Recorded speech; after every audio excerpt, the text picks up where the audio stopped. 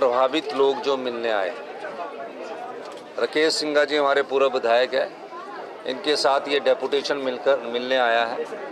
और जब मैं रामपुर गया था तो मैंने इनकी ये बात को सुना था। ये जो पिछली भारतीय जनता पार्टी की सरकार ने SJVNL के साथ जो समझौता किया, उस समझौते के तहत हिमाचल के जो इंटरेस्ट थे उनकी अनदेखी की गई है।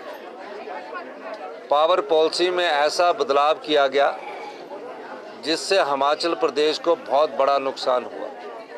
हमारी सरकार बनने के बाद हमने लूरी, सुन्नी, धौलासीद और इन पावर प्रोजेक्ट के MOU का आंकलन किया।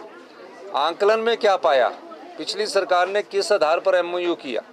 पिछली सरकार ने इस आधार पर MOU किया कि हम GST भी नहीं लेंगे, जो 12% फ्री रॉयल्टी मिलती है वो हम 12-15 साल बाद लेंगे, और जीवन भर प्रोजेक्ट SJVNL के पास ये 4 चले जाएंगे।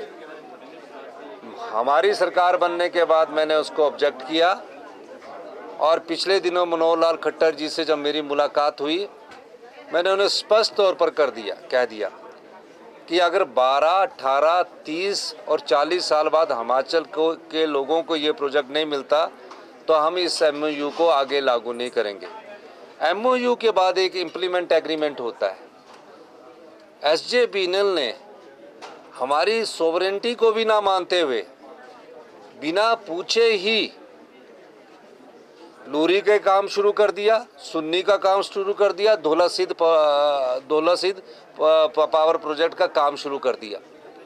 मैं 3 बार मीटिंग करके उनको बोलता रहा तो उन्होंने कहा कि नहीं, MOU हुआ है। मैं हिमाचल के हितों की अनदेखी देखकर भारतीय जनता पार्टी की सरकार ने जो किया है उसका मुझे बड़ा अफसोस है। लेकिन हमारी सरकार इस मामले में हिमाचल के अधिकारों की रक्षा के लिए 12% सुन्नी से भी चाहिए, लूरी से भी चाहिए, धौलासीद से भी चाहिए। पहले 12%, फिर 12 से 30 साल के बीच में 18% चाहिए, 30 से 40 साल के बीच में हमें जो 30% चाहिए, और 40 साल बाद ये प्रोजेक्ट हमें वापस चाहिए। लेकिन ये प्रोजेक्ट उनको ज़िंदगी भर SJVNL को ये दे दिया गया, चाहे वो धौलासीद है, चाहे डूगर की बात है। मैंने मनोहर लाल खट्टर जी से भी बात की और मैंने उन्हें स्पष्ट कहा कि अगर हमें इस आधार पर आप हमारे साथ MOU द्वारा करने को तैयार है तो हम रेडी है, वरना इन तीनों प्रोजेक्ट को हमारी सरकार टेक ओवर करेगी। ये जो समस्याएं आई है लूरी के लोगों के साथ, इनकी समस्याओं का समाधान नहीं किया गया है, न लाडा दिया गया है। अब लाडा तो उनके क्षेत्र का अधिकार है, ना उस क्षेत्र से उजड़े हुए लोगों को नौकरी दी गई है, ना एनिमल हस्बेंड्री को इसमें कंसीडर किया गया है। जो इनकी रिहेबिलिटेशन पॉलिसी है उसमें आपने हॉर्टिकल्चर कंसीडर किया, आपने एग्रीकल्चर कंसीडर किया, आपने एनिमल हस्बेंड्री की सेहत पर भी तो फर्क पड़ता है, किस आधार पर हम कंसीडर करते हैं। और जो इनको बेचारों को कंपनसेशन है वो अभी हमने पूरी तरह दिया नहीं है। हमने सरकार की एक कमेटी बनाकर इन सब पहलुओं को देखने के लिए कहा है, और जिनके मकानों में भी दरारें आई है उसमें भी हम उनको क्या कर सकते हैं, इस दृष्टि से भी हमारी सरकार देखेगी। हिमाचल के आम लोगों को किसी प्रकार की तकलीफ़ ना हो, गरीब लोगों को किसी प्रकार की तकलीफ़ ना हो। फ़ायदा कमाए बड़ी कंपनियां, आम लोग सफ़र करें, तो इस चीज़ को हिमाचल प्रदेश की सरकार सहन नहीं करेगी। इसलिए हमने आज सिंघा जी के डेपुटेशन को ये आश्वासन दिया है। मैं कहना चाहता हूँ, पिछली सरकार देखिए, बड़े बड़े होटल वालों को भी मुफ्त कनेक्शन मिलता था। मतलब ग्रामीण क्षेत्र में हिमाचल प्रदेश में 60% होटल आ चुके हैं, चाहे वो कसौली की बात है, चाहे शिमला के बाहर पंचायत एरिया के बाहर की बात है, चाहे कुल्लू मनाली की बात है। ये सरकार कितनी असंवेदनशील है कि उनसे पानी का बिल भी नहीं लेती थी। हमारी सरकार ने कहा चाहे वाइल्ड फ्लावर हॉल है, चाहे ताज है, चाहे जितने भी होटल है जो ग्रामीण क्षेत्र से बाहर है, उन किसी के हिसाब से प्रति किलोलीटर के हिसाब से हम पैसे लेंगे, और जो पैसा आएगा उससे पानी की क्वालिटी में हम सुधार करने की दिशा में आगे बढ़ेंगे।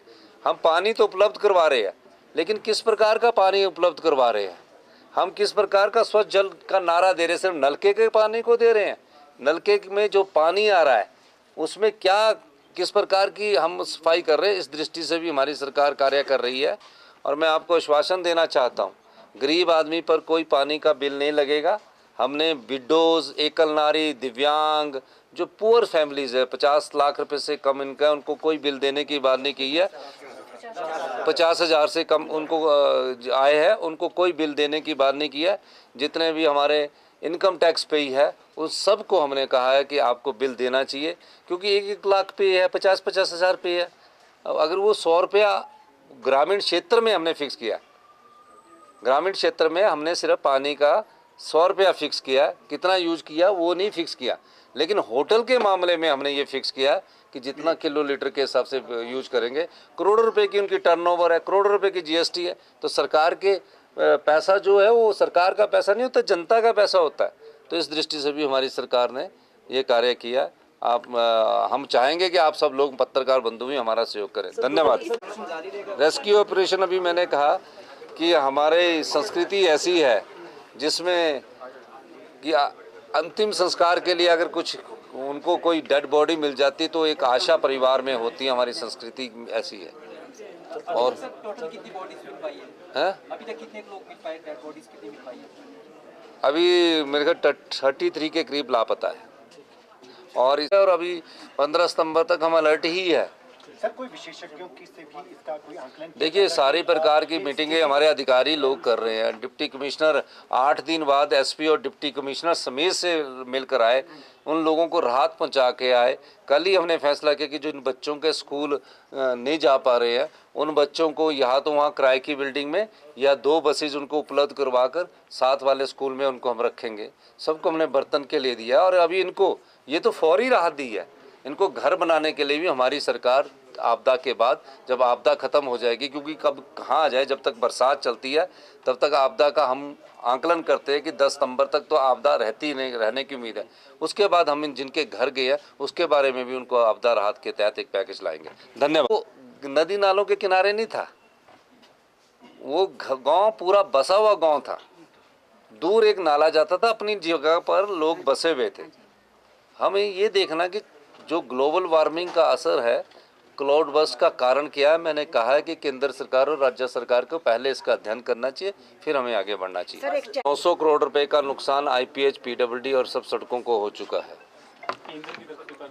केंद्र से अभी तक कोई मदद नहीं आई, पर आश्वासन उन्होंने पूरा दिया है कि हम केंद्र से आपको मदद देंगे। कमर्शियल जो लोग काम करते हैं, कमर्शियल में आगे होटल वाले, आगे बड़े बड़े मॉल्स बने हैं, बड़े बड़े वे साइड ढाबे बने हैं, उनसे हम कमर्शियल में लेंगे। बाकी सारे ग्रामीण क्षेत्र के 100 रुपया पर मीटर के हिसाब से लेंगे फिक्स्ड। नदी नालों के किनारे जो घर बनाए जाते हैं सर, उनको लेकर भी कुछ पॉलिसी बनाई है? नहीं, वो तो हमने पिछली बार